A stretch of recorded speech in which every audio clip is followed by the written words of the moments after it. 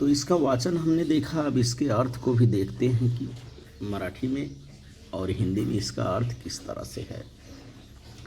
काल सकाळी 6च्या सुमारास मी बाबांबरोबर फिरायला गेलो होतो। कल लगभग 6 बजे के करीब मैं अपने पिताजी के साथ घूमने के लिए गया था।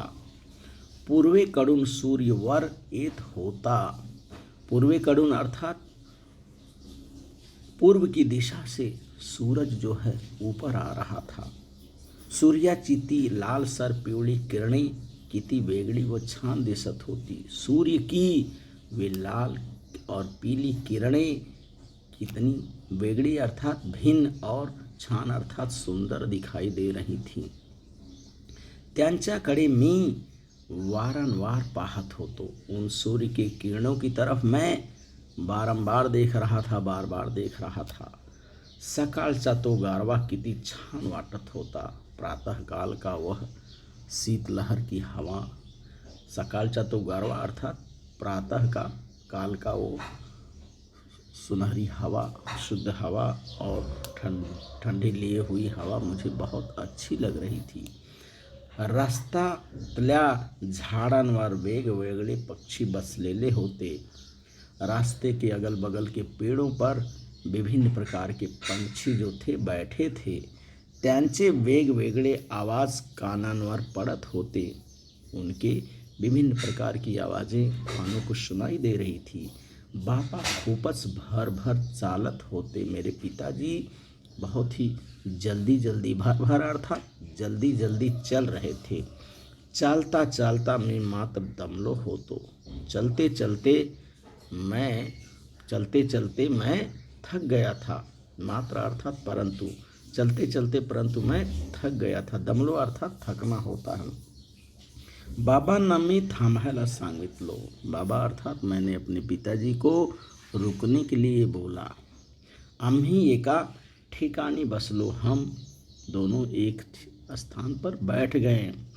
बाबा सकाळच्या मोकळ्या व शुद्ध हवेविषयी मला सांगत होते। मेरे पिताजी सुबह की शुद्ध और शुद्ध हवा के विषय में मुझे बता रहे थे।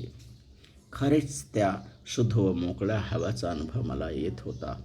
सचमुच प्रातःकाल की उस शुद्ध हवा और स्वच्छंद वातावरण का अनुभव मुझे आ रहा था।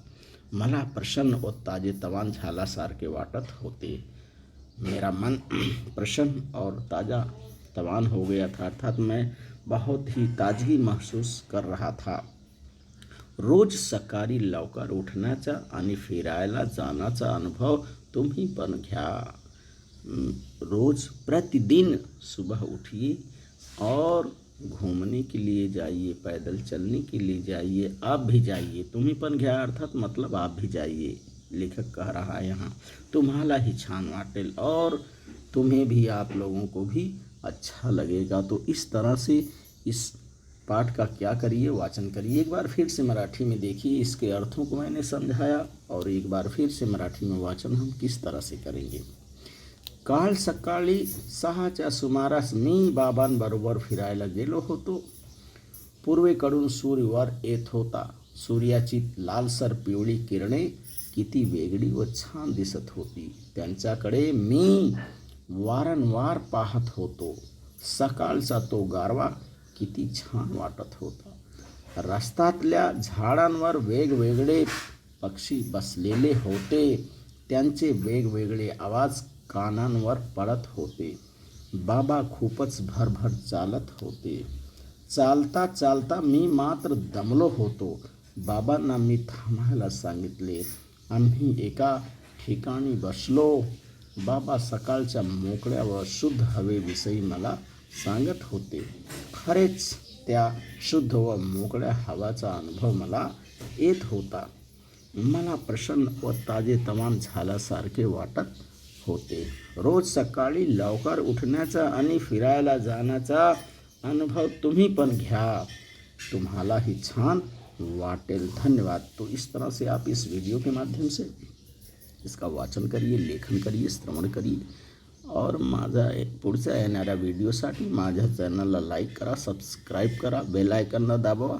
धन्यवाद सगळ्यांना।